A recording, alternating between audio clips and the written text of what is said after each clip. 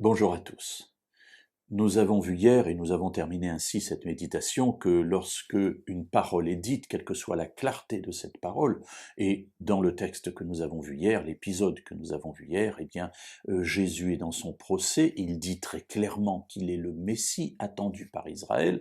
Le résultat, c'est que le souverain sacrificateur déchire ses vêtements et le condamne. J'avais terminé cette méditation en disant que quand ça ne veut pas rentrer, ça ne rentre pas.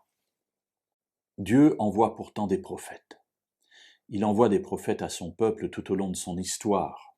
Il envoie des messagers. Le prophète est un messager qui parle de la part de Dieu pour leur apporter une parole de répréhension, parfois une parole d'encouragement, en tout cas un chemin à suivre. Et voilà que Ézéchiel est envoyé à Israël. Et Ézéchiel est un prophète de la déportation. On se trouve là aussi au début du VIe siècle avant notre ère, et le peuple se trouve en exil.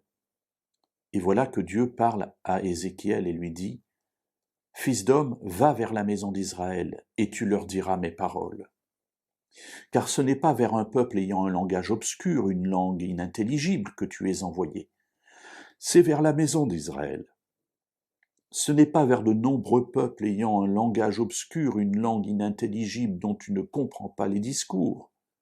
Au contraire, si je t'envoyais vers ceux-là, eux, ils t'écouteraient. Mais la maison d'Israël ne voudra pas t'écouter, parce qu'elle ne veut pas m'écouter, car toute la maison d'Israël a le front dur et le cœur obstiné. » Waouh! Dieu répète à deux reprises, « Je ne t'envoie pas vers des gens inconnus, des gens qui parlent une langue que tu ne comprends pas. Non, je t'envoie vers mon peuple, vers mes enfants, mais ils ne t'écouteront pas. » Alors, vous me direz, à quoi bon envoyer un prophète si c'est pour qu'il ne soit pas écouté? Bien souvent parce que ça sert de témoignage. Et puis parce que l'histoire d'Israël va nous servir, à nous, des milliers d'années plus tard, à comprendre tout l'amour de Dieu, et peut-être quelle attitude nous pouvons avoir nous aussi lorsque nous lisons ces passages et que nous nous trouvons interpellés par eux dans notre vie. Alors, mes amis, un encouragement pour chacun de nous. Ne soyons pas comme Israël à cette époque. Sachons écouter Dieu.